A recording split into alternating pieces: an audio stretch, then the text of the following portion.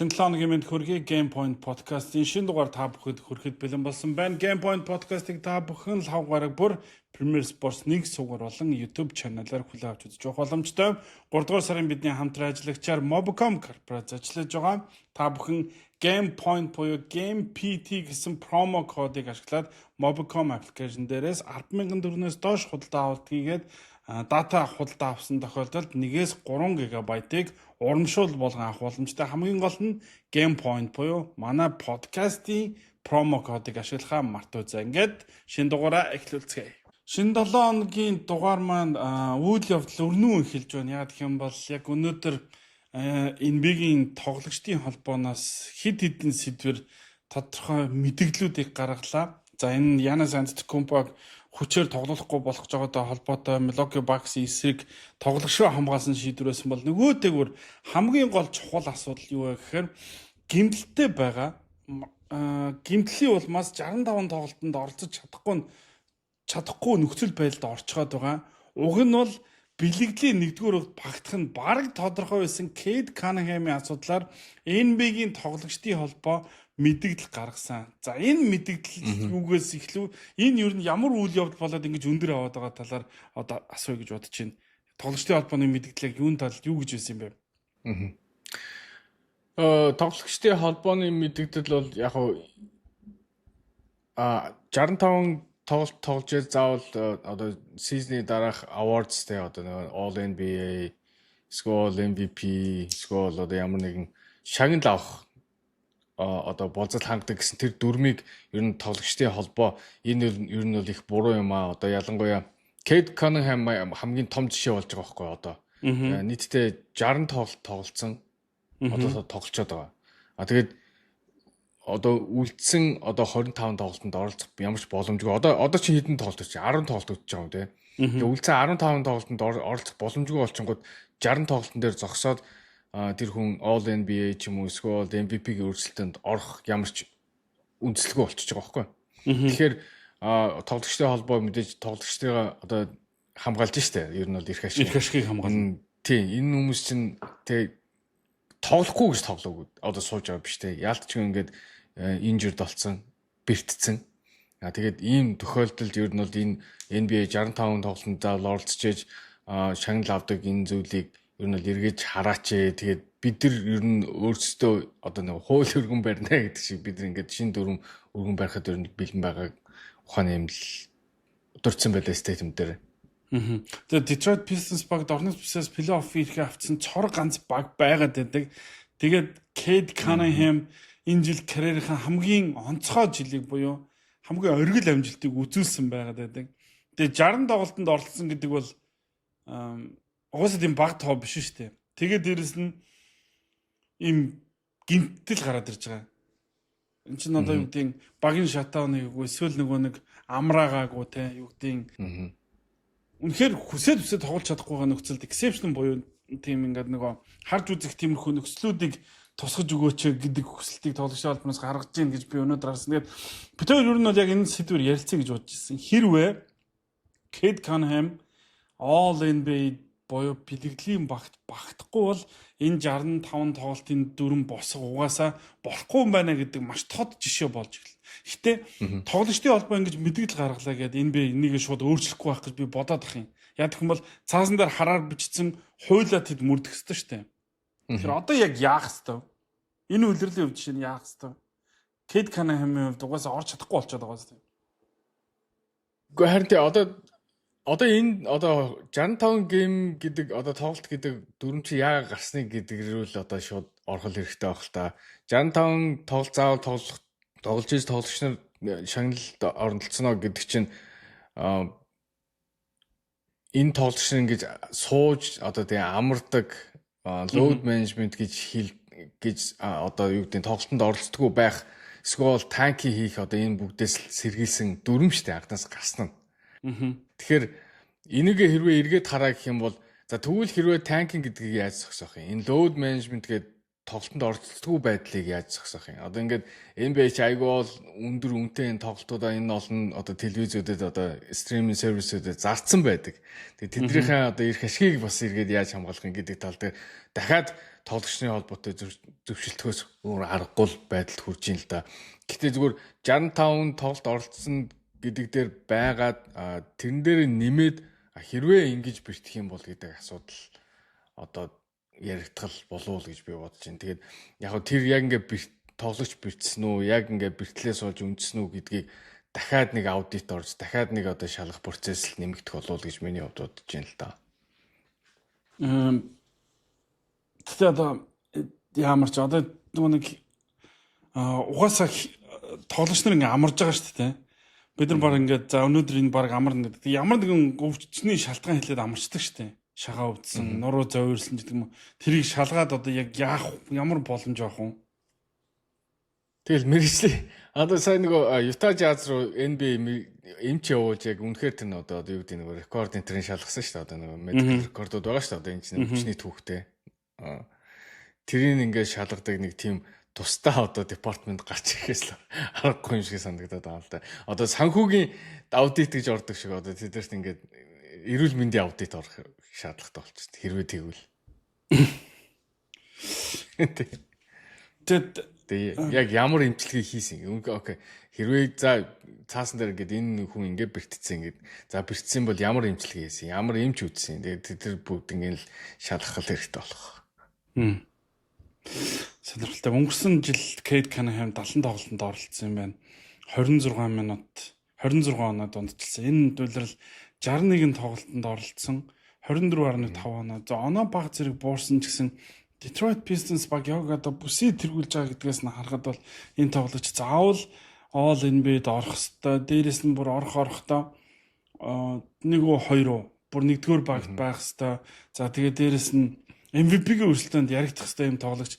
Одоо яг нөгөө байгаа 65 тоглолтын босгоор ингээд MVP-ийн өрсөлдөөнөөс бол ерөнхийдөө гараа явчлаа шүү дээ.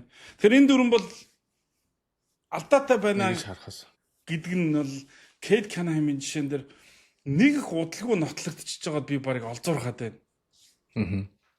Нэг их удсангүй шүү дээ чинь нэг дөрөм гараад нэг жил 2 жил мөрөд 2 жил бол тий. Тэгээд энэ жил гол нь бас ингээд спешиал жил байна л да. Онцгой. Яагаад тэгэхээр одоо NBA-гийн MVP дүрсэлж байгаа бүх одоо эхний 5 ч гэдэм 5 6 тоглогч нь бүгдээр яг ийм байдал адилхан байдалд өршиж байгаа байхгүй. Одоо Лука Шей Гилс Александр 60 тоглолт тоглолцсон. Дахиад 5 тоглолт заавал тоглох хэвээр. Одоо 10 тоглолт. Ямар нэгэн байдлаар Шей бэртүүл яах вэ? Одоо модох Шей. Лука байна. Яг адилхан юутэй 60 тулцсан байгаа тийм. Тэг тулцсан байгаа. Тэгэнгүүт бас Никола Йокич байна. Бас Wemby байна. 58 тоглолт. Тий, Wemby байна. Тэг бүх NBA MVP дүрсэж байгаа одоо нөгөө valuable тоглогч нар ийм байдалд орчхоор чинь яалтчгүй энэ дөрмийг эргэж харахаас өөр аргагүй юм шиг санагдаж байна. Тэгээд Кейт Канахемийн өнөөдөр нөгөө юу нь бас мэдээлэл хийлээ шүү дээ. Excel Sports гэдэг эйженси Jeff Канахем одоо тий Jeff Schwartz хийсэн тэн дээр юу гэж нэхэр Кейт Канахем энэ жил үнэхээр сайн тоглосон. Тэгээд энэ зүйлийг эргэж хараач нэг одоо тий exception өгөх хэрэгтэй ухааны team statement гаргасан билээ. Тэгэхээр ер нь бол Кейт Канахем улирал дуустал бол ер нь бол баг тоглохгүй болж байгаа юм болов уу? Ер нь бол 65 тоглолтонд хүрэхгүй гэж харж байгаа юм болов уу гэж би бодож шин. Яг өдийд ингэж ярьж байгаа гэдэг чинь. Тэгээд уусаа тэр нэг long collapse гэдэг юу чинь тэр бэртлийн талаар нь ярьж штэ хоёлаа. Тэр уушигны юу чинь бэртэл чинь сакс тоглох байдгаа нисчиж болохгүй юм байл штэ. Бүр тийм ууштай юм тийм. Бусаад эдгрээд нөхөн төлжтлөө тэр чинь ер нь бол нисчиж болохгүй юм байна. Тэр агарын нөгөө даралтанд орж болохгүй юм байна. Даралт өөрчлөгдөж болохгүй. Ер нь бол юу ч ингээд уушгч ингээд агарын даралтнаас яагаад хамаарад ингээд за би одоо юм жишээч худаа тайлбарлаж магадгүй шүү. Ер нь агшиж ингэж тэлжээдэг. Тэр одоо агшиж тэлдэг тэр нэг процесс нь одоо зарим нэг хэсэгтээ одоо тэхэ болцсон бэртэл юм шүү. Миний тэр одоо хож уншснаар. Тэгээ тэр нь ингээд хувийн ажиллагаатай болтол тэгж нөгөө айхтар юу яаж болохгүй. Одоо ачааллахгүй.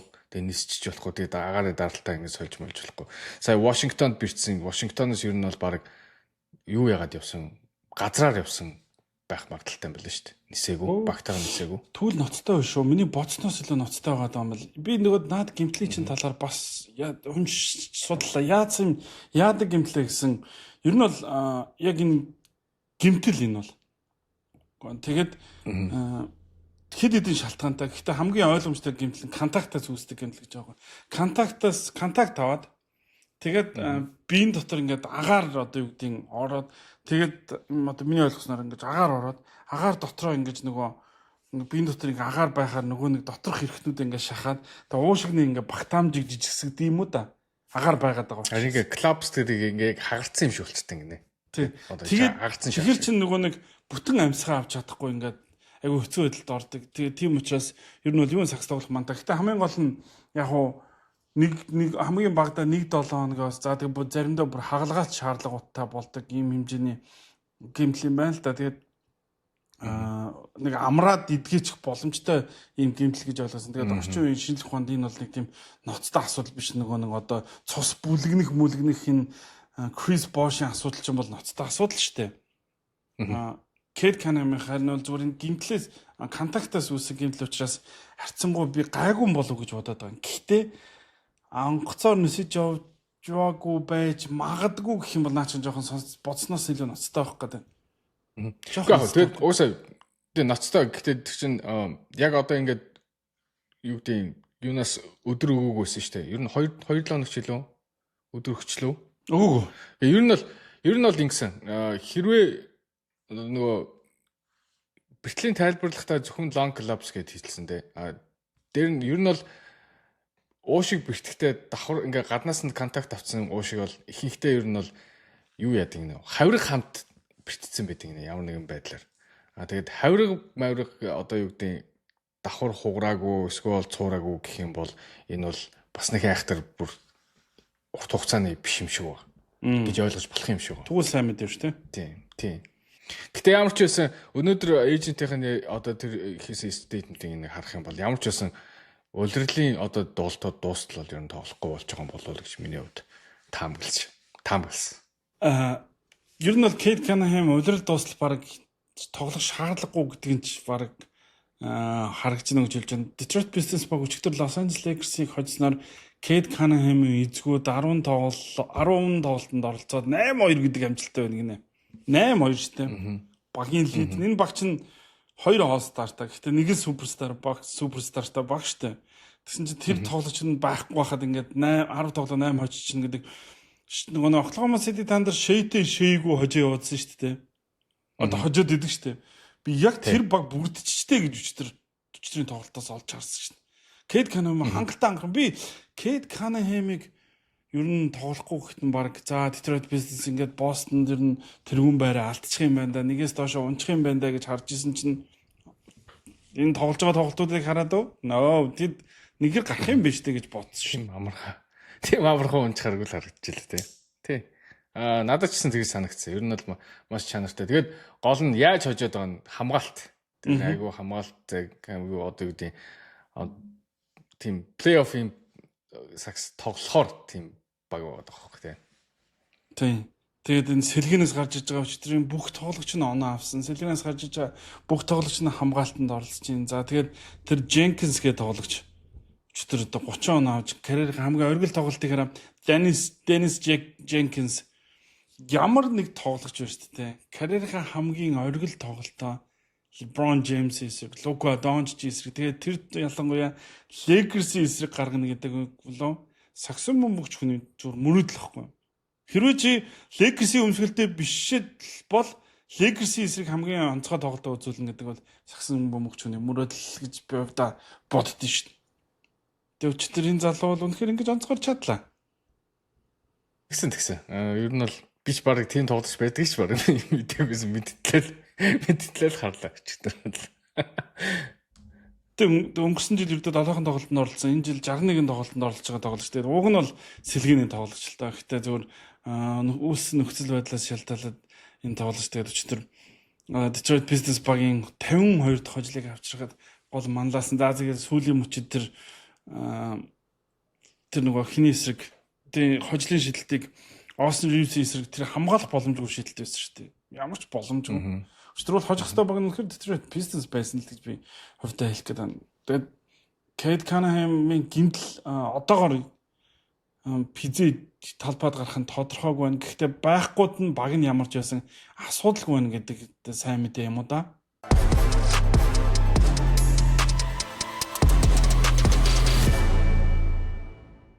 Game Point podcast-ийн ерөнхий ивентэд тэгчээрч Social Pay ажиллаж байгаа. Та Social Pay-д найзаа ураад хэрвээ найз чинь урилга тань хүлээн авах юм бол та хоёулаа урамшуул хүртэх боломжтой байгаа.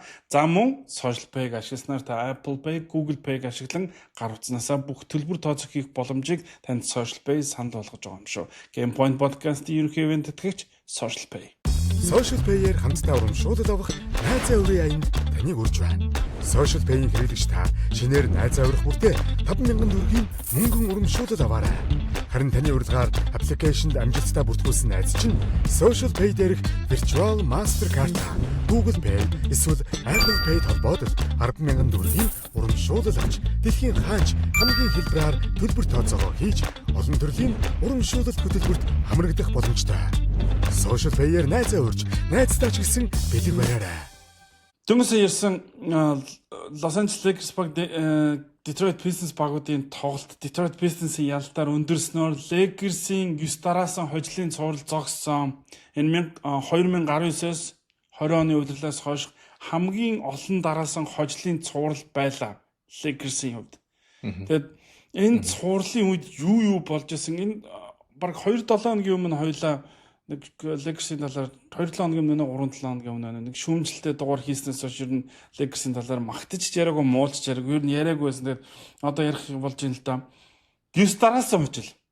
Detroit Pistons-ийн дээрээс нь тоглолтыг би муу тоглолт гэж хэлмээрг байна. Яг гэх юм бол сайн үр дүнтэй тоглолт, сайн хожигдол гэж байдаг ч тэр тоглолтуудын нэг байсан. Аялан тоглолтоор явж исэн Rui Hachimura, Marcus Smart хоёр rotation байгаагүй. За мэдээж Cade Cunningham, Isaiah Stewart хоёр байгаагүй. Гэхдээ rotation л бол rotationчтай байгаагүй. Тэгээд эцсийн мөчөд шийдэгдсэн гэдэг сайн үр дүн гэж харж байна. Тэгэхээр Lakers 9 тараалан очичлоо. Баг 3 дугаар байр ер нь баталгаажаад ирж байгаа юм шууд. Инхээр чин хамгийн сүүлд тэд 9 тараалан хожихдаа энэ бигийн авраг болж исэн байж таа. Энэ ямар нэгэн зүйлийг илэрхийлж байна вэ та? За эхлээд яагаад 9 тараалж хожоод байна? Юу болов энэ All Star-аас хойш юу тохиолдов гэдгийг ярих хэрэгтэй л бах та. Маш олон жижиг засах ёстой байсан засч болохоор зүйлүүдэд заслаа гэж миний хувьд бол харж байна. Хамгийн түрүүнд юу засав гэхээр ролуудаа заслаа. Хүн одоо нэг багт байгаа одоо хин ямар ролтой тоглох юм. Энэ баг одоо хиний баг юм. Одоо энэ баг цаашаа яаж явах ёстой юм гэдгийг бол энэ сүүлийн одоо 2 сард одоо бараг сар агасын хугацаанд ер нь бол шийдчлээ л гэж би бодож байна. Хамгийн түрүүнд JJ Redick хэлсэн тэр чинь JJ Redick яг нөгөө LeBron-ыг хитэн бэртлээ удмаас 2-3 юу өнжөө 4 тоглолтчлаа өнжөө буцаад орж ирсэн шүү дээ. Тэгвэл LeBron багийн 3 дахьч лидерэ гэдэг ролоо хүлээн зөвшөөрсөн гэдэг зүйл хэлсэн. Тэрийг өчтөр LeBron өөрийнхөө үгээрч баталсан. Өчтөр ихний хагас доноо аваагүй. Яа энэ талаараа яриач гэсэн чинь энэ багт миний хийж байгаа рол бол энэ ч дээ би ингэж л тоглоно гэсэн. Уусаа тэр нь харагдаж байгаа. Одоо сүүлийн 9 хожлоос хэдтэн тоглолоо. LeBron баг 6-д тоглосон тийм. Тэгэхэд довтлооны одоо тоон бол эрс багассан. Дандаа дээдл нь 14, 30 оноотой triple double ихтэй 14 довтлсон. Тэрнээс бусд нь юу н баг 13, 12 ч байна уу те. Тэгж эрс багассан. Тэр эрс багасж байгаа нь бусад хүмүүст аягүй олон боломж гэж. Одоо яг энэ одоо 9 хожлын хугацаанд бол Лука Донч ямар гайхалтай тоглож байна. Буцаад MVP-гээс хүмүүс хасцсан байсан шүү дээ. Лука Донч MVP болохгүй. Бараг All NBA-гийн 1-р багт багтахгүй. Cade Cunningham урдуур норно гэжсэн чинь тэр яриаг бүр эргүүлтэн сайн тоглолоо шүү дээ. Тэг мэдээж Austin Reeves-ийн бөмбөд хурж байгаа шидэж байгаа тоон ихсэх тусам Austin Reeves-ийн багт үзүүлэх нөлөө нэгсэж байна. Бусад тойроо тоглож байгаа хүмүүс ч гэсэн маш олон одоо нөлөөтэй болоод эхэлж штэ. Нэгдүгээр тэр. Хоёрдугаар DeAndre Ayton бас магтахаас өөр байхгүй. Ер нь өмнө ярихдаа хэлсэн штэ. Capella шиг байвал баг хэрэгтэй штэ гэн. Тэргээ зүйлээ манер ойлгосон гэсэн. Толинд харж байгаад ойлгосон гэсэн штэ өөртөө ярьж байгаа. Тэр зүйл бол бас аав штэ. Тэрнээс хойш DeAndre Ayton-ийн авж байгаа самбарт авж байгаа одоо будагтаад яг бүр айхтар бүр амар өөрчлөгдөв гэжсэн ер нь бол өөрийнх нь нөгөө effort нэг ихсэн санаачлахтай болцсон арай илүү болцсон юм шиг санагдаад байна. Тэгээд дээрэс нь бид нар одоо юу гэдэг трейд дедлайнаар ер нь баг юу ч хийсэнгүй шүү дээ гэж яриад байсан бол Luke Kennard-ийн энэ солилцоо бол маш сайн солилцоо байсан байна гэдгийг сая бас харлаа. Трейдээс дараа одоо All-Star-аас дараах үзүүлэлтээр 3-аас хийж байгаа персентж яриад Lakers шүү дээ. 2 л 3-т байж байгаа. Лигт. Нэг тоглох чинь яриад Хорд нь 20 хэдэд явж байсан. 29 ч лөө 28-д явж байсан. Тэгээд одоо All-Star-аас хойш бол маш өндөр хувьтай. Яг Luke Kennard орж ирснээс хойш Лука ч гэсэн маш сайн шийдэж байгаа. All-Star сайн шийдэж байгаа. Ер нь бусдын бүгдээр л ер нь сайн шийдэж байгаа л да. Гэтэ яг Luke Kennard-ийн нөлөө бол энд бол амар өндөр байгаа гэж бодож байна. Тэгээд JJ Redick-ийг бас магтахаас байгаа байхгүй. Энэ олон одоо ролыг ойлгуулах одоо хүмүүстэй харьцах ажил чинь коучийн ажил шүү дээ. Тэгээд LeBron-д ойлгуулсан байна, DeAndre-д ойлгуулсан байна. Тэгээд ажлаа маш сайн хийж байгаа юм байна гэдгийг одоо харж байна. Өмнө нь бол JJ Redick-ийн хоёул нэлээд муулцсан шүү дээ. Тэгээд тэр бол ондоо байсан байна гэдгийг одоо харж байна. Тэгээд энэ бүх олон жижиг одоо засвар одоо юу гэдэг ойлголцлуудаас энэ олон хожлууд гасан болов гэж байсан. Гэхдээ ингээд би лав контендер төвшөнд очисон гэж миний хувьд бол бодохгүй байна. Яг тэр стил хамгаалалт хэрэгтэй байна. Стил одоо юу гэдэг атлетик тоглогч нар хэрэгтэй байна. Тэр LeBron-ы одоо энэ 3 дахь одоо ролыг аваад ингэж тоглож байгаа нь шүү дээ. Ирэх жил Lakers-ийн одоо Rob Pelinka-гийн хийх ажлыг маш сайн хөнгөчлөөд юу харах хэрэгтэй вэ, юу хийх хэрэгтэй вэ гэдгийг л харуулчлаа л гэж бодож байна. LeBron гинцэн нэг цөөх хитэн тоглолт шүү дээ. Тэгээд тэр эзгүй үеэр Lakers Minnesota Нью-Йоркийг хождог тоглолтууд шүү дээ. Тэр тоглолтын араас би яг хэвлэх юу гэж ярьж байсныг сайн санаж байна. LeBron-гүйгээр Lakers хамаагүй илүү тоглож байна гэж ярьж эхэлсэн байхгүй юу? Анх удаага шүү. Тэрний дараа Minnesota Timberwolves-ийн дасгалжуулагч Chris Finch хэвлэлийн урал дээр LeBron-гүй байсан чинь Luka Osner-ээс өөр чинь бүр илүү аюултай юм байна штэ гэж хэвлэлийн урал дээр нийтэд хэлж байгаа юм. Бас анх удаа. Тэгээд энэ юу гэхээр ингээд энэ LeBron-ыг эзгүй байх хугацаанд тэр богинохон хугацаалдаа нэг улирлын эхэлтэй бодох юм бол гэхдээ LeBron эзгүй байх хугацаанд энэ бүх процессыг ингээд батлагдаж байгаа байхгүй. Тэнгүүд LeBron ч гэсэн хүн штэ. Би бол тэгж бодож байгаа. Окей, за би бөмбөггүй айлуулах тоглох хэрэгтэй юм байна. Айл болох энэ хоёрыг тоглуулад би тэр сул орон зайн дээр тоглох хэрэгтэй юм байна гэж нэгсэндээ туршлагатай тоглогчийн үйл гаргасан. Би бол энэ бол LeBron-ы зүгээс анх удаага номер 1-ээс номер 2, номер 3 руу унж байгаа үйлдэл واخгүй юм. Тэгээ энэ бол хараа насан туршдаа 23 жил дээд төвшөнд. За тэгээд тэрнээс доошо хэдэн жил үү? 30 жил биш үү те? Багийнхаа номер 1 байсан хүнд энэ бол тийм амар шилжилт биш واخгүй юм. Гэтэ энийг LeBron James хийжлээ. Би хийжлээ гэж хараад байна. Яагаад хийжлээ гэж харж байгаа нэг би LeBron-ыг ер нь өмнө ингээд тавталгааны самбраас бөмбөг авч байгаад хоёр дахь боломжуудыг дандаа өөрөө дуусгадаг байсан бол тавталгааны самбраас бөмбөг авчаад Austin Reeves-д бөмбөг өгөөд заслаан тавьж байгаа би LeBron-ыг энэ тоглолтуудыг харсан байхгүй. Тэгээд вау нэрээ юу энэ миний мэддэг LeBron мөн үү гэж би зүгээр өөрөөсөө асуусан. Тэгээ хараа 3 дугаар сар гарснаас хойш LeBron James-ийн бөмбөг эзэмшиж байгаа хугацаа, бөмбөг залж байгаа тоо, энэ бүх үзүүлэлт нь карьерийнх нь хамгийн доод үзүүлэлт болж байгаа. Нэгсэндээ хамгийн карьертаа хамгийн цөөн бөмбөг эзэмшиж байгаа, карьертаа хамгийн цөөн бөмбөг залж байгаа. Нэг тоглоонд хамгийн амархан сагсан бөмбөг тоглож байна. Нэг тоглоонд бараг 2.7 секунд бөмбөг эзэмшиж байгаа гэлээ бөмбөг авсан нэг бололтой. Энд ч юусе бөмбөг аваад дамжуулж байгаа юм тоглож байгаа хэрэг байхгүй. Гэхдээ Цэцтэй чиний хэлдгээр хамгийн амархан сагсан бөмбөг LeBron тоглож байна. Энэ өөрт нь LeBron ч хэрэгтэй гэдэг нарж байгаа. Яг бол 7 давталгаанаар 30 он, 12 давталгаанаар 30 он, 7 давталгааныг 100% гүйцэтгэдэг нь шүү дээ. Тэгээ LeBron James яг одоо юуг тэргүүлж байгаа гэж энэ big fast pick хурдан давталгаагаар transition pointer. Хурдан давталгаагаар тэргүүлж байгаа. Энэ юугаар хурдан давталгаанд гүйжиж цагаарт их нэлээ өөрт нь амар байгаа дээ шүү дээ. Тэнгүүд Тий, ер нь бол энэ бүх үзүүлэлтүүд юу гэхээр LeBron 3 дахь багийн лидер лөө өөрөө хүсээд шилжээд очичлаа. Улирлын ихнээс энийг л хүсээдсэн байхгүй. Улирлын ихнээс энийг л хүсээдсэн. Тэрнээс тий, ер нь бол LeBron-ы одоо тоглож байгаа сагсан бөмбөг шүү дээ. Ерөөсөө айлын баг шийдлээ тэгтэн шууд лик аут хийгээл порендгүйгээл тэгэл ер нь бол оноо авдаг ер нь бол болцлоо шүү дээ. Тэгээд дээрэс нь LeBron пост тоглохгүй, LeBron бөмбөг залахгүй бол turnover LeBron биш Legacy хийдэг turnover ч бас лигийг тэргүүлдэг байлаа шүү. Тэр багасч байгаа. Тэр turnover багасна гэдэг чинь айлд алдж байгаа оноо төр чигээр багасч байна. Тэгэхээр ерөөсөө LeBron-оос бөмбөгийг аль болох ер нь бол Austin Reeves руу Luka Doncic руу авах нь ер нь бол ойлгомжтой хэрэгтэй байсан байна гэдгийг бол харуулж байгаа байхгүй тийм. Одоо LeBron-ы тоглож байгаас гэсэн бөмбөг. Тэгэхээр одоо яг хэрэгтэй үедээ яг энэ олон бөмбөг turnover үйлдвэрлэдэг нэг хүн байхад тийм үү. Тэг чи одоо нэг тоглолтод тогтмолдог 5-6 бөмбөг алддаг хүн байхад дахиад LeBron 5-6-ыг алдаад байгаа юм л чи ялдаг сагсан бөмбөг шүүхгүй. Тэгээд энэ бүхнийг харж байгаа. Хоёрдугаар миний харсан зүгээр Lakers-ийн хамгаалтын идэвх зүтгэл маш их нэмэгдсэн. LeBron-оос ч тэр Luka-гаас ч тэр хоёулангаас нь энэ хоёр ч удирдлагын ихэнд ингээд харж зогсоод хоёулаа хөдлөхгүй үзэгчдийн фэнүүдийн стрессийг борж там цагаадсан бол одоо энэ хоёулангийнх нь хамгаалтыг харлаа. LeBron-ы сая тэр нэг бөмбөгний төлөө ундсан нэг тоглолт байж тэр чи юуны эсрэг үлээ шумбаж орж ундаг.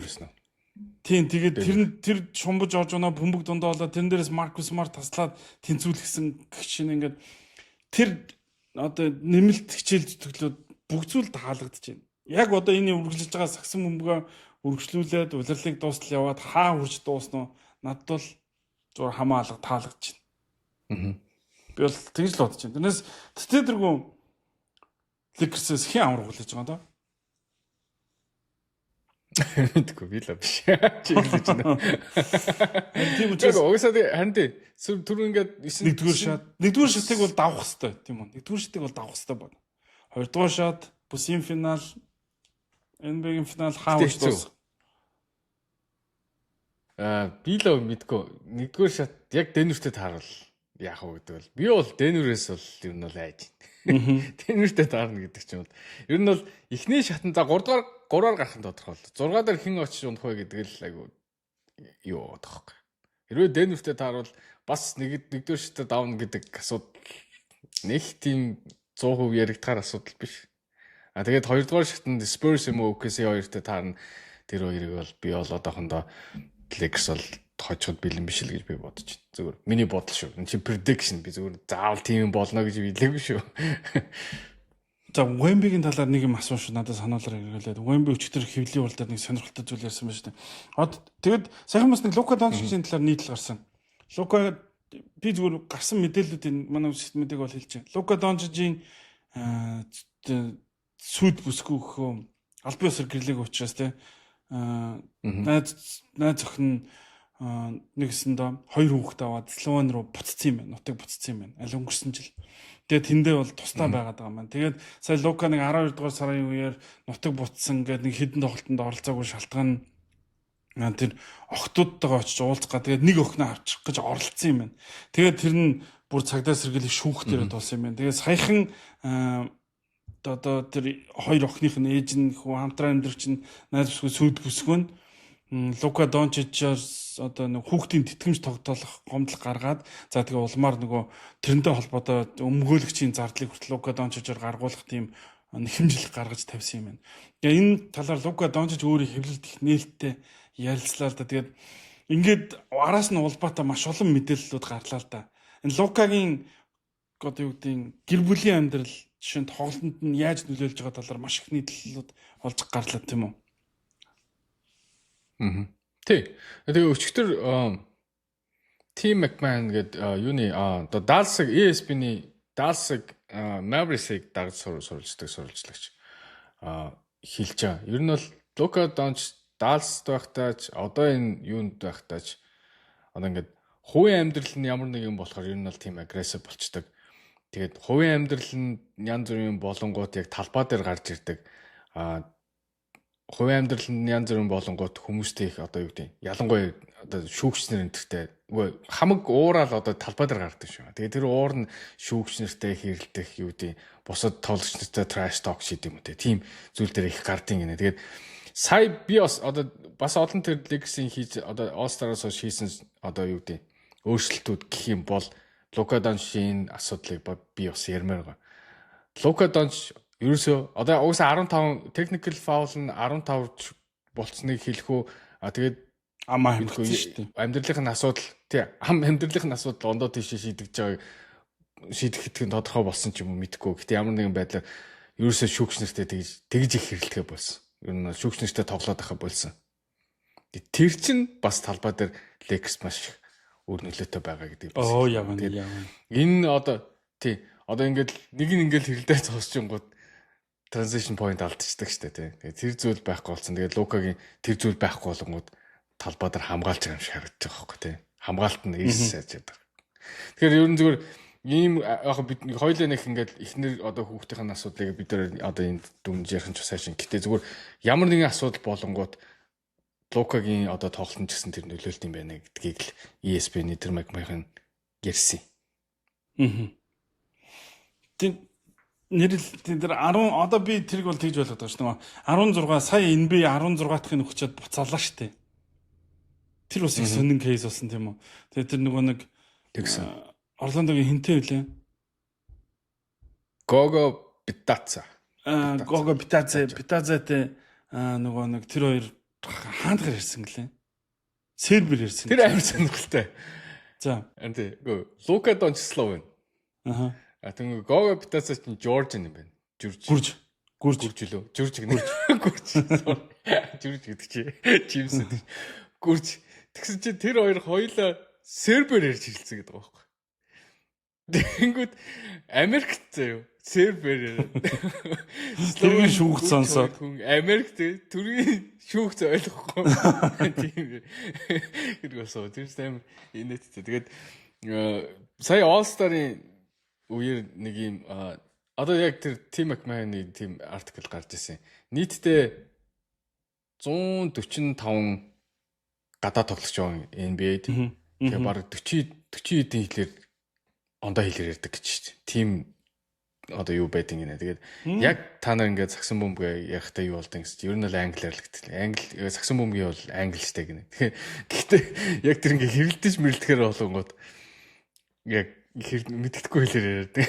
Шүүгчнэр нэг конфьюз болдог байхгүй. Юу болоод байгаа мэддэхгүй. Тэгээд шүүгчнэр тэрийг сонсоогүй мэдээгүй гэдэг утгаараа тэр техник хэллэг ер нь бол буцаасан юм шиг байна. Техникийн алдааг.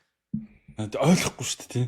Тэр шүүгч яаж ойлгоод ер нь техник алдаг. Модалцаад байна л гэж бодоод техник алдаг гэсэн баг тий. NBA-гийн шүүгч болохын тулд бас олон хэлтэй болох хэрэгтэй болоод шүү.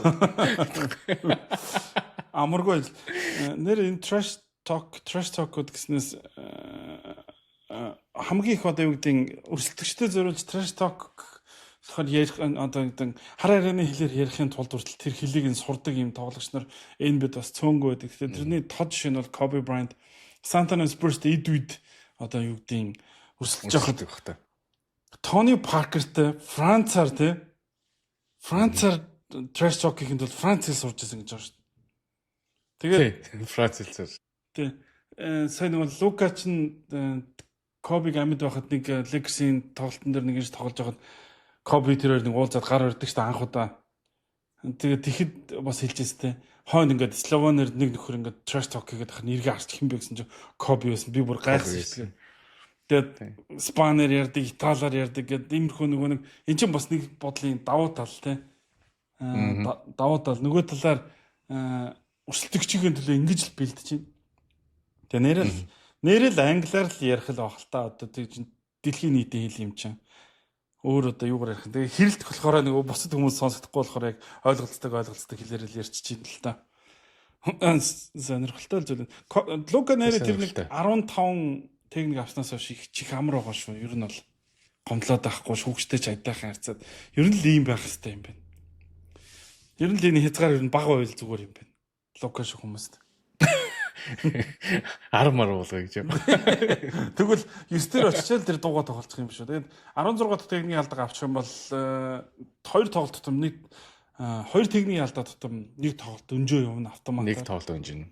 Тэгээд улирал гэхдээ энэ дуусаад плей-оффд бол хэрэгжихгүй. Гэхдээ улирлын үлдсэн тоглолтууд чинь Лука Дончич техник авах тусмаа өнжөөд байвал энэ чинь Lakers-ийн хувь стандингс маш чухал нөлөөлөх учраас ер нь бол ингэж амаа хамигчаад байгаа юм шүү.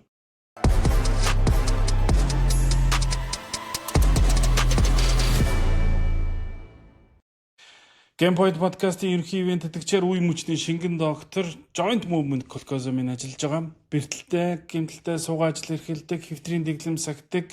За өвдгөнд тижэл хэрэгтэй байгаа хэн бүхэн зориулсан энэ бүтээгдэхүүнийг та бүхэн Joint Movement Colcosum-ын Facebook ороод цахимаар худалдаж авах боломжтой мөн эмийн сангууд худалдааны төвдөр худалдаж авах боломжтой гоо шүү. Ахмадуудаа барих хамгийн супер шингэн бүтээгдэхүүн гэдгийг танд хэлэх зүйтэй баг. Joint Movement Colcosum. Цогц найрлага бүхий үе мөчний шингэн доктор. Үе мөчний өрөвсөл, өвдөлттэй, бэртэл гэмтэлтэй, спортоор хичээлдэг, ахмад настан, суугаа ажил хийдэг бүх хүмүүст тохиромжтой.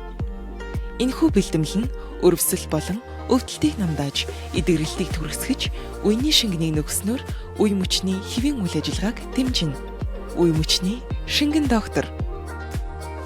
За өчигдөр NBA-гийн талбай дээр нэгэн харамсалтай үйл явдал боллоо. Golden State Warriors багийн тоглогч Moses Moody өчигдөр Dallas Mavericks-тэй тоглож байх тоглолтын төгсгөлд маш эвгүй гэмтэл аваад талбайг орхилоо. Улмаар өнөөдөр Golden State Warriors багийн зүгээс түүний гэмтлийн мэдээллийг олон нийтэд аль биесээр зарласан. Нэлээд олон шүрмэс урагцсан. Тийм учраас энэ эдгэрэх хугацаа маш урт байна гэдгийг бол зарлж байна. Тэгэхээр өчигдөр би спортын гэмтэл за сагсан бөмбөг хөл бөмбөг олон гэмтэл харж ирсэн л да. Гэхдээ өчигдрийн Moses Moody-гийн тэр өвдөг шиг тийм өвдгийг би анхудаа л яг үндэ ийм гэмтлийг анхудаа л харж байна. Бүр үнэхээр нүд альтермиг гэмтлээс. Би ч гэсэн ер нь л юу болчих вэ гэдгийг ерөөсөй ойлгоогүй. Тэгээд угаасаа яг ингээд зогсоод өсрөхтэй тэр нэг зогсож байгаа нэг далиг гიშгэлт байгааز. Тэнгүүт тэр хамаг биеийн инерц яг тэр өвдөн дээр л ирсэн юм шиг. Тэгээд тэрнээс болоод тэгээд зөвхөн шүрмэс бишээ чинь ясны бэртлэм шүү. Тэгээд би өнөөдөр нэг эмчийн тайлбарсан видеог үзсэн. Гэхдээ үнэхээр миний анагаах ухааны одоо англи хэл бол үнэхээр гүйцээгүй тэр бол амар олон юм тайлбарлаж байлаа. Гэхдээ энэ төрлийн бэртэл одоо юу яах та дунджаар 9-өөс 15 сар магадгүй бүр цаашлаад 18 сарч болж магадгүй гэсэн. 2 жил. Одоо жил 6 сар жилээ. Тэгэхээр бараг 2 жил 6 сар. Тэгэхээр эх жил энэ бүтэн тэгээд энэ тэрний дараагийн жилийн бараг хагасна бараг байхгүй болно. Тэгэхээр Moses Moody ингээд бараг 2 жил байхгүй болчихж байгаа юм шүү, тийм. Тэр нь бол бараг гэсэн тийм харамсалтай мэдээвэлээ. Тэгээд энэ бол биш үү. Нэгдүгээр Moses Moody маш одоо хэрэгтэй тоглогчдын нэг Warriors-д. Тэгээ хоёрдугаарт дараа жилийн цалингийн зэст нь бас ер нь бол энэ бэртэл бол ер нь хүн дээр нөлөөлөхөөр тийм бэртэл болчлоо гэж миний хувьд харж байна. Нийтдээ 3 жилийн 39 саяын extension зурсан. Тэгээ тэр гэрээнийх нь хамгийн эхний жил нь энэ жил байсан. Тэгээд эх жил болон тэрний дараагийн жил Moses Moody-гийн цалин мэдээж guaranteed юм дээр байна. Одоо ингээ харуулж байна. Одоо энэ жил 11.5 сая, дараа жил 12.5 сая, тэгээд 13.4 саягийн guaranteed цалин Warriors-ийн гэсэн дээр ингээд байж ах нэ. Модер бүр муу болгож байгаа л гэмтэл болчихж байгаа юм байна л да. Би энийг ерөөс нэг Moses Moody-гийн гэмтэл яа нилээ эвгүй гэмтэл болчлоо даа гэж харж ирснээс шүү. Warriors-ийн ирээдүйд нэрээ ингэж нөлөөлнө гэж ерөөсө бодоагүй юм байна. Үн чин NBA сая юу ялаа штэ нөгөө эх жилийн цалингийн зэсийг зарлалаа штэ. Тэгэхэд таамаглаж ирснээс багаар зарласан тийм үү? 1 сая доошоо зарласан. 1 саяар доогуур. Тэр чинь юу харуулж байгаа нөхөр NBA төлөвлөж ирснээс бага орлого олоод байгаа учраас цалингийн зэсийг агшааж штэ буцаагаад тооцоолсноос нь. Мэдээж энэ жил өсөж байгаа. Тэг энэ жилийнхээс гэж байгаа. Гэхдээ тооцооллоос агшиж байна гэдэг чинь орлого нь тийм сансан төрөхгүй байна гэсэн үгтэй. Гэтэл тэрэн дээр нь Golden State Warriors баг иргэжил Jimmy Butler. Тэгээд Moses Moody гээд хоёр гэмтэлтэй тоглогчийн гэрээтэй гэж 50-60 сая лав явуулчлаа те. Тийм тэгдэг яг Jimmy Butler 56 сая. Тэгээд дээрэс нь 12 сая гэхэр чинь бараг 70 сая. 70 бараг 70 шахам сая байхгүй.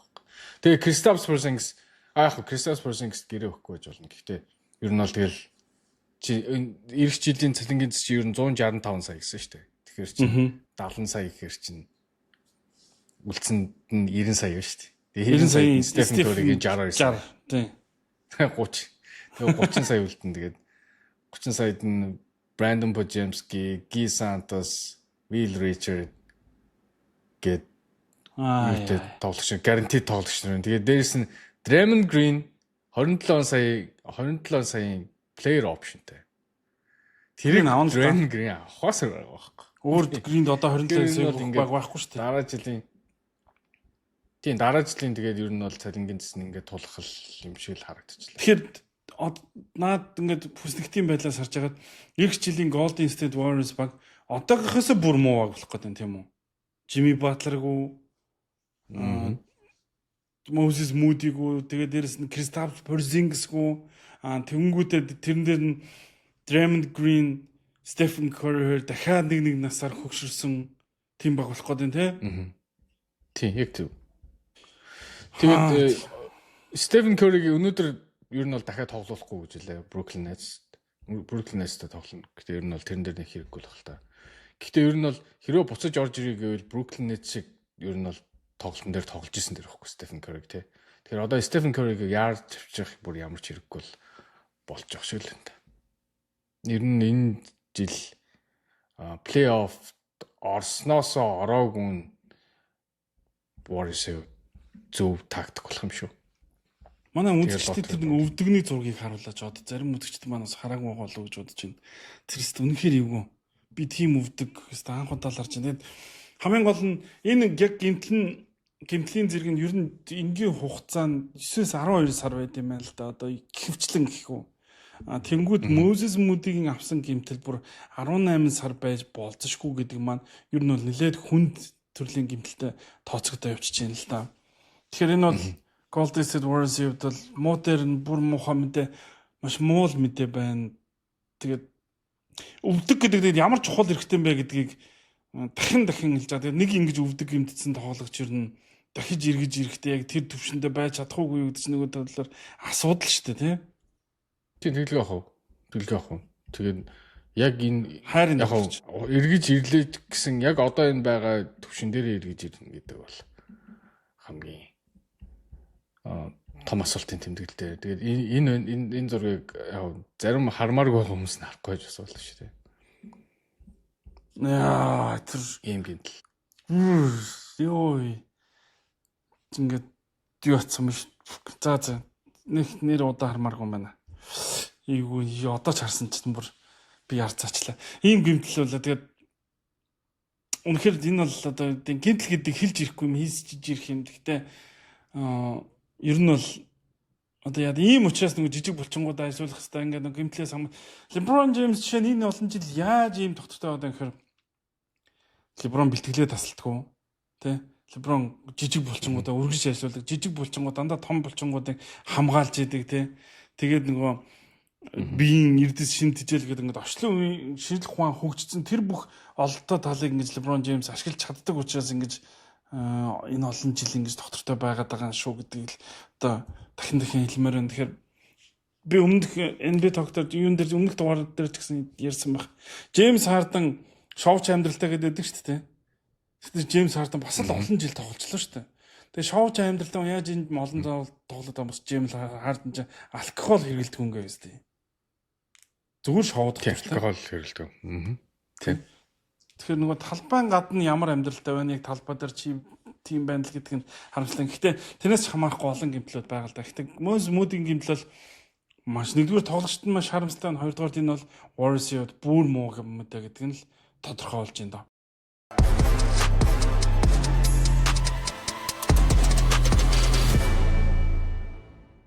өнгөрсөн 7 хоногт нэгэн гоц амжилт бүтээгдлээ. Энэ юу гэхээр хүний амьдралд ер нь тэр болгон хүн Майкл Жорданыг гүйцэд байдаггүй юм.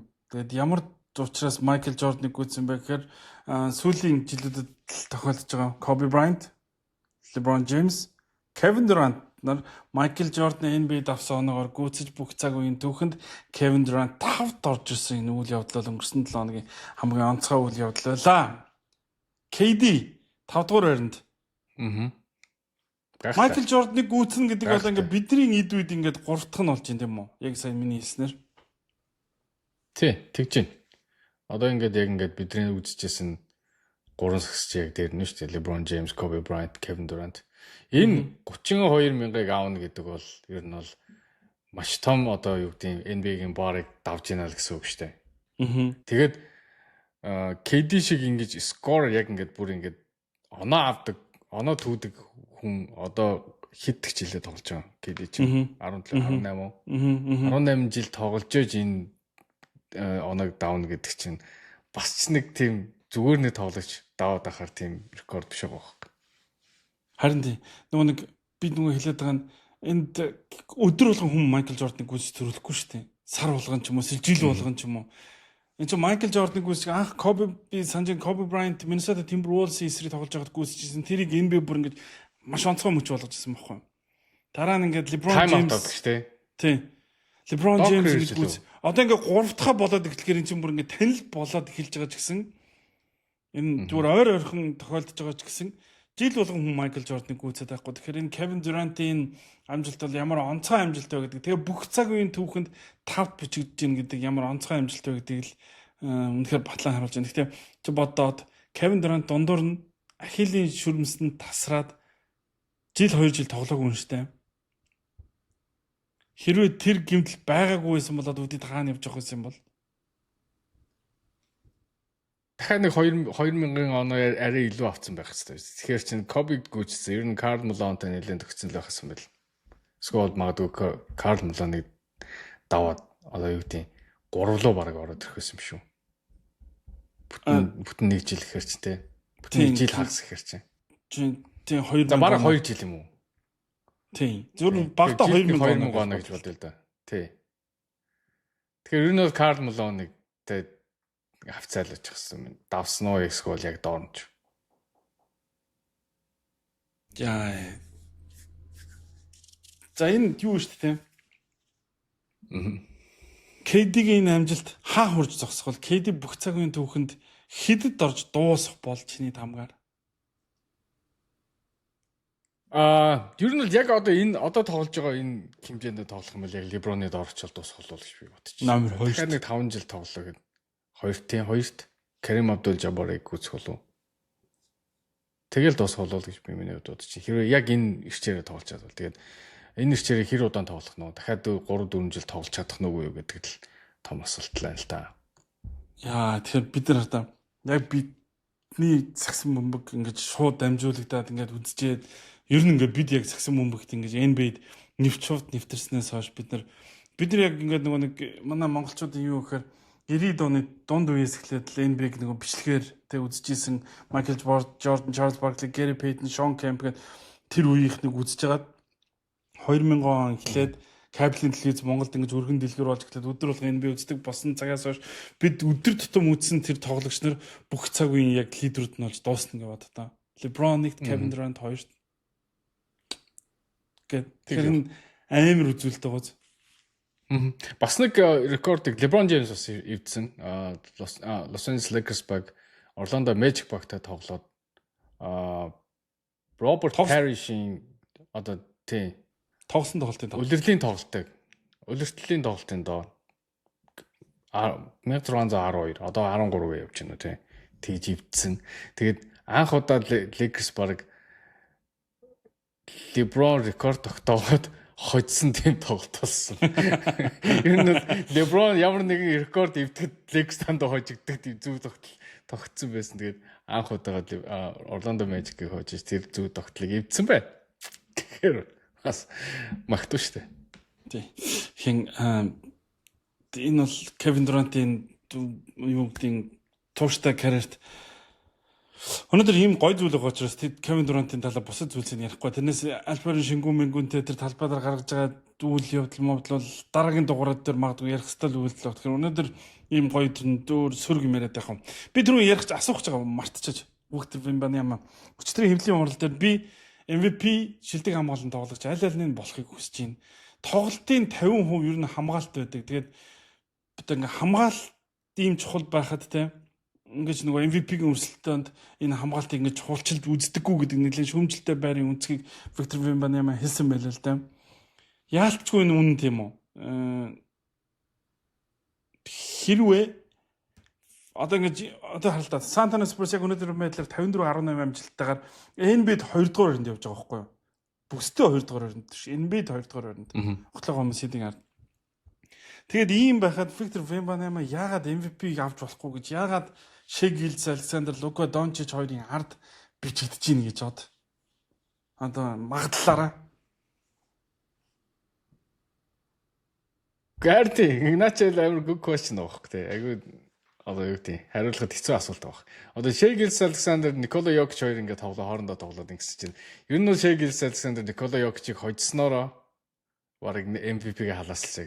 Тэнгүүт Spurs чинь OKC бас хожсон. Хожчиход 5 тоглоод 4 очсон юм шүү дээ. Тий. Тэнгүүд ягаад тэр юун дээр Вембаньяма орж болохгүй гэж бас бодмоор л юм шиг байна. Гэтэ яг ингээ статистик гэдэг нь аваад үзэхээр ялчгүй оноо тал дээр бол болон бусад тал дээр яс Шейгилс Александр яалтчгүй илүү багт. Тэгэхээр хувь статистикийг хараад тэгвэл оноо шүү дээ. Оноогоор Лука илүү байгаа шүү дээ. Шейгилс Александраас. Тэгээ баг нь 3 дугаар өрөнд явж байгаа тийм муу биш. 3 дугаар өрөөс MVP зөндөө тодордог шүү дээ. Тийм ээ тийм. Гүй харин тийм болохоор харин it's a good question. Харин хэцүү уус тэгээд тойрог тойрогдчихдэг тойргийн тоглоом шүү дээ. Тэгээд үгүй ер нь бол тэгээд Вембаньямад хоёулынгийн нөхөд ч буруудах юм бол байхгүй шүү дээ. Яа, Вембигийн хийдэг хөл тоглолт 3 байд юм байна. Тийм. Харин 2 дахь хөл 2 л 3 шүү дээ. 3 дахь. Тэгээд урд нь бол Jordan, Hakeem Olajuwon, Giannis-ийн 3 хүн л нэг season MVP аваад тэгээд Defensive Player of the Year болчихсон юм. Тэгээд яг тэр юунд ороход надад л тийм асуудалтай юм шиг харагдахгүй л. Wemby MVP болох нь тодорхой л доо. Хизээ нэг өдөр шилдэг хамгаалагч болох нь ч тодорхой. Гэтэ энэ хоёрыг зэрэг авч бас магадгүй л юм нэрээ тий түүхэнд ингэж дүүрвж бол. Гэтэ энэ чинь 2023 оны драфтын тоглолтын талаар бид нар яриад байгаа байхгүй уг нь. Энд 3 дахь улирлал л явж штэ. Тэгж жагаад ийм хэмжээнд хүлэн зөвшөөрж ин баг нь ийм амжилттай үзүүлнэ гэдэг энэ тоглогчийн ирээдүй яана вэ? Spurs-ийн ирээдүй нэр яана вэ? Тэгэд өчтөр тэр Miami Heat-тэй тоглож байгаа тоглолтыг харсан зүгээр нэг ахлах ангийн ах хүүхэд зүгээр бага ангийнхантайгаа тоглоод л ш цагс. Тэгээд нөгөө физик одоо хүний тэр бурхнаас зайсан тэр би хаа. Тэгээд дээрэс нь өөрийнхөө хөдөлмөр ч дээ. Өөрийнхөө хөдөлмөр тэр хөдөлгөөн юу гэдэг чинь тэр шийдэл мэдлэлт бол өөрөө л бий болгож байгаа асуудал зүйл шүү дээ. Тэ тэр скиллийг авч байгаа. Зүгээр бурхнаас за ингээд нөгөө бүр нэг багийнхан нэг видео харсан үзсэн үү?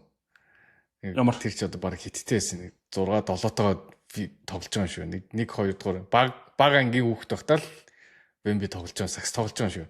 Яг тэрийг харахад бол энэ хизээч сакс ч юм бол харагдахааргүй байгаа байхгүй юу? Зүгээр л өндөр хүүхэд гүйж байгаа нүртэл. Тэгээ тийм хүүхэд ингэж өсөж дэвжээд одоо ийм төвшөнд очно гэдэг чинь зөвхөн бурхнаас өгсөн бие агаас гадна өөрийн тэр скил биш хөдөлмөр тий олд амжилт гэдэг бол гайхалтай л харагдчих. Тэгээд Вемби саксан дараа бусдаас өөрөөр ханддаг шүү дээ. Тэр 25 оноос эргэж ирж тоглолтод уйлж байгаагаас хаад би тэр ихлээр гайхсан. Тэгээд хоёрт энэ хожил тийм амар үнцэнтэй байла. Тэгээд сагсанд ингэж сэтгэл зүрхөө зориулд юм байна штэ гэж. Тэгээд энэ All-Star-ын тоглолтууд дээр Wemby л хамгийн бага бүхнээ гаргаж өрсөлдөхийг хүсдэг гэдэг. Тэгээд өчтөр хараад гэж бид нар баг Oklahoma City Thunder-ыг шүүртсэн штэ улиралд. Тэгж яхад яагаад MVP-ийн ингээд юунд яригдгүй ингэж шөөмжлөнгөө хандж байгаа. Тэр бас үнэн. Үнийн ортой. Тэгэхээр энэ тоглож одоо MVP болохыг хүсэж байна. Одоо шилдэг хамгаалагч болохыг хүсэж байна. Ердөө 3 дахь улиралдаа. Тэгээд дараа ирэх жил 4 дахь улирал нь. Тэрний дараа жил анхны том гэрээг хэрэгж эхлэн гэдэг энэ тоглогчийн карьер уг нь дөнгөж эхэлж байгаа байхгүй юу? Тэгэхэд ийм доминант болсон байна гэхээр NBA-ийн багууд бусад багууд сайн бэлдээрэй л гэж хэлээ да. Өөрөөсөө юу тийм. Одоо ер нь бол Spurs-ыг яаж хогжих вэ гэдэг л баг бүрдүүлэхгүй бол тий нэг хэсэг одоо юу гэдэг Jokic-ыг яаж хожих вэ гэж айгүй олон бага босгодог байсан. Тэрний өмнө Warriors-ыг яаж хожих вэ гэж бага босгодог байсан. Одоо ирэх жилээс Spurs-ыг яаж хожих вэ? NBA-г яаж хязгаарлах вэ гэдэг л. Тэгэд энэ зам бүр сайжин штэ Spurs. Spurs яг бол цалингийн цэс маш бага зарцуулсан байгаа. Тэгээ ихэнх тоглогч нь залуу тоглогч учраас сайжрах боломж маш их байгаа. Тэгээд сайн тоглогч авах боломж бүр их байна. Тийм учраас San Antonio Spurs багийн 90 үе эндээс л эхэлж гин үл гэж хэлмээр байна. Энэ үеэр хааварч дуусгах нь гэхдээ ямар ч байсан тэд Oklahoma-г зүгээр тохиолдлын баг 4 хождгоо шүү гэдгийг л бас байж. Венди бас ягаад яригдахгүй байгаа нь? Яригдахгүй байгаа нь бусад тоглогч нар бас хитрхи сайн байгаад байгаа байхгүй юу? Ер нь бол бусад гэдэг нь одоо Stephen Castle юу тийм бусад одоо үүргийн тоглогч нар байна шүү дээ одоо. De'Aaron Fox ч гэсэн сайн байгаа. Дээр нь зүгээр ийм шүү бод. Гэмчлээ багаар айгүй сайн байгаа. Сүүлийн жилүүдэд оноо ингэж авдаг тийм юу гэдэг стат машинуудад ингэж MVP-г өгсөөр байгаа. Яг статистик биш ингээд нэг сагсан бөмбөгийн агуулгыг бид нар бас харахаа байсан юм биш үү? Spurs Wemby-гүйгээр энэ хүртэл явахгүй нь тодорхой байхгүй. Үнэхээр тодорхой. Oklahoma гэсэн Shea-гүйгээр энэ хүртэл явахгүй л да. Гэхдээ Oklahoma Shea-гүйгээр бас хожоод идэг байхгүй. Ялгаа нэг юм харуулмаар санагчлаа. Тэрийг Галсби хайгаад болоод гэсэн. Тэгэхээр би бол хувьдаа бидний харах үнцгийг Wembanyama-гийн энэ үзүүлж байгаа тоглолт ирэх жилүүдээс өөрчлөх юм болоо гэж боддог шүү дээ. Их оноо авдаг нь биш. Сагсан бөмбөгт илүү их зүйл оруулж байгаа нь MVP болдог. Би юу ачлаа. Хэрвээ яг баг одоо энэ хүн байхгүй баг нь яг вэ гэж ярих юм бол Лука ч гэсэн тэрэнд яригдах л байхгүй. Тийм ээ тийм. Би тэрийг хайгаад болох вэ? ESPN шүү дээ. Энэ сизон эхлэхийн өмнө prediction явуулсан чинь Lakers-ыг 14 төлөв, West-ийг 14 төлөв 15 бэлж дээ. Тийм prediction дээр орж ирсэн багийг одоо 3-т авч явж байгаа шүү дээ. Тэгэхээр Лука Дончичийг бас оруулах хэрэгтэй болов л гэж хэрвээ тэр өнцгөөс нь ярих юм бол. Хоёулагийн чатан дээр байгаа шүү дээ. Тэр зурагч. Тийм байгаа л дээ. Тэр үнэхээр илгийн prediction үлээ. Тэрийг нэг харуулчаад хоёлаа энэ дугаараа дуусгах дээ. Тэр угаасаа нэг шоолоод харахгүй. Улирал эхлэхийн өмнө ч гэсэн prediction тийм. Таамаг бол таамаг шүү дээ. Тийм Boston Celtics-ийг бид нар ч гэсэн ер нь бол тэгж ингэж явна гэж ер нь бол бодоагүй байхад одоо Boston Celtics баг контендер төвшөнд болцсон биз дээ. Clippers-ийг тэгж муу эхлэнэ гэж хэн таамаглах юм бэ? Тийм үстэй. Ядаргаатай өөргөө тэгээд гараад байхгүй. Муу эхлээд явж иж ингэж одоо эргүүлчихнэ гэдэг чинь бүр бас амар байгаа сте. Clippers би буруу санааг бол 6 хожил 15 байлоо, 6 хожил 21 байлоо. Одоо энэ Clippers чи 36 болтоо. 50-аас дээш үү амжилттай болсон. Одоо энэ ESPN-ийн хийсэн prediction шүү. Тэгэхээр Western Conference Golden State Warriors 63-19-ээр дуусна гэж prediction хийсэн мөн үстэй. Тэгээ одоо Golden State Warriors хаана тэ. Нөгөө талд Orlando Magic-ийг 57-25 гэж хийсэн мөн. Тэгээ New York Knicks Atlanta Hawks. Энд бас San Antonio Spurs-ыг ингэж сайн юм гэж бас тоомглаагүй шүү дээ хардаа. Тийм. Бостныг 10 дугаар байр гаргасан байна 40-42 гээд.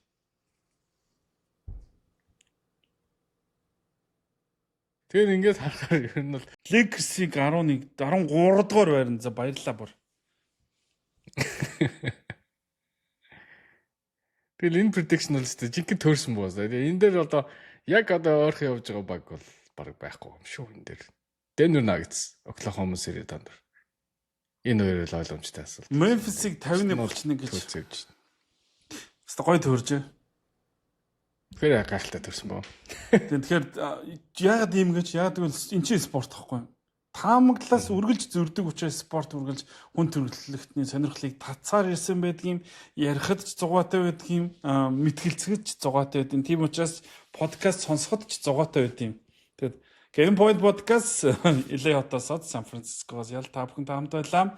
3 дугаар сарын хамтаар ажиллагчаар Mobicom Corporate та Mobicom application дээрээс 10,000 төгрөгнөөс доош дата худалдаа авах юм бол Game Point Podcast-ийн промо кодыг ашиглаад 1-3 GB датаг бэлгэнд аваарай. Харин подкастын ерөнхий ивенттчээр Уй мөчний шингэн доктор Joint Movement Colcosum-ийн за мөн social page ажиллаа. Дараагийн дугаараар уулзлаа баяр та.